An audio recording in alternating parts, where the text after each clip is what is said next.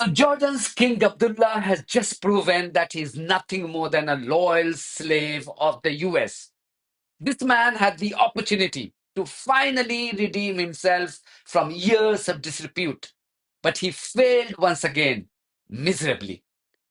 Abdullah arrived in the US to meet Trump after his country formally rejected Trump's ethnic cleansing plan involving 2 million Palestinians in Gaza.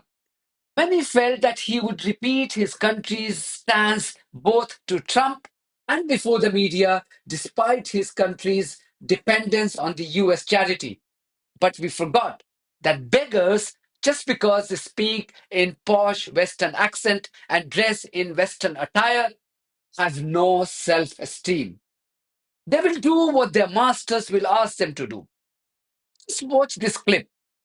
When a reporter pointedly asked this disgraceful ruler of Jordan if he was okay with the idea of the US owning the Gaza Strip, there's nothing for me to explain here, seriously.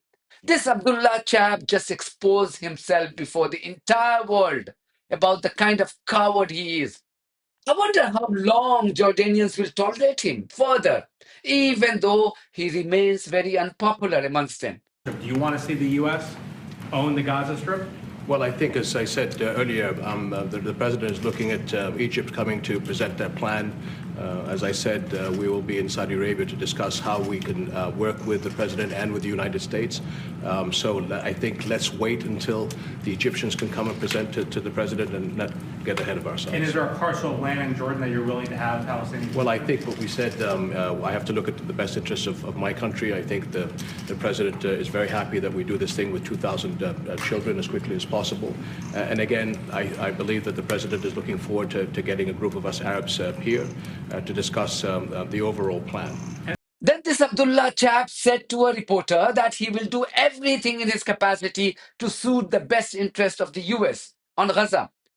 Can you explain to us what is the US interest in Gaza except Trump's real state ambitions? Mr. President, why should the king take in the Palestinian people? He's made clear he doesn't want to. Well, I don't know, but he may have just something to say because we discussed just briefly. I think maybe you want to say it now, or?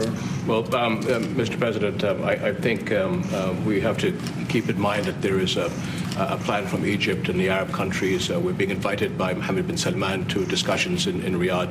I think the point is how do we make this work in a way that is good for everybody? Right. Obviously, we have to look at the best interests of the United States, of the people in the region, especially to my people of Jordan. And we're going to have some interesting discussions today. I think one of the things that we can do right away is take 2,000 children that are either cancer children or in a very ill state to Jordan as quickly as possible, and then wait for, I think, the Egyptians to present their plan on how we can work with the president to work on the Gaza challenges. So I want to tell you, excuse me, wait, just please. I didn't know that what you just said, 2,000 children with cancer or other problems, and that's really a beautiful gesture. That's really good, and we appreciate it.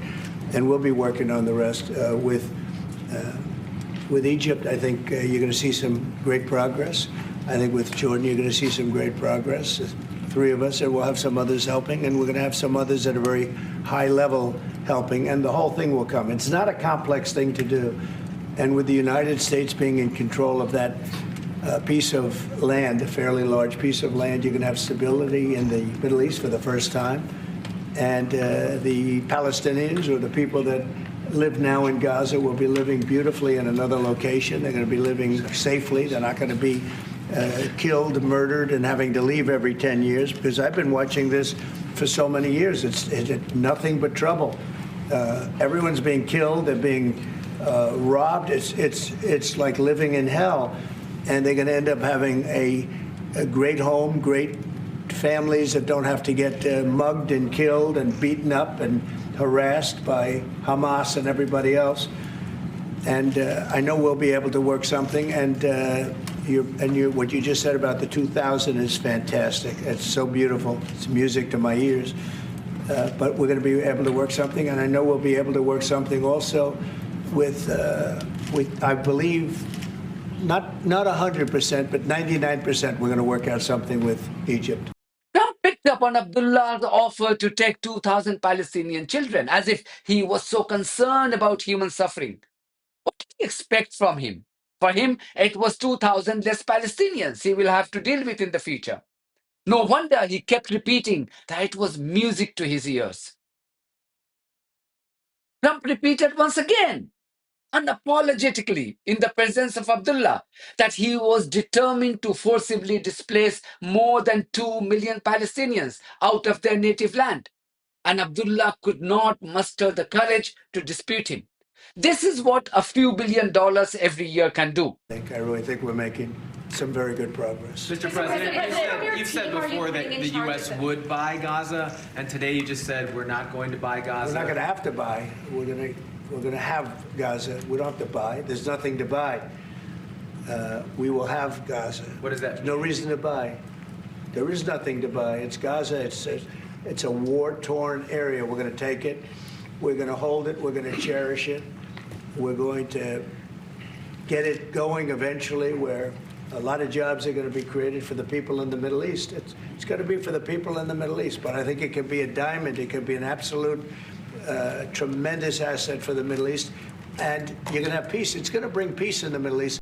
Then finally, we had a reporter who reminded Trump that his plan was not just in violation of international law, but this would amount to ethnic cleansing.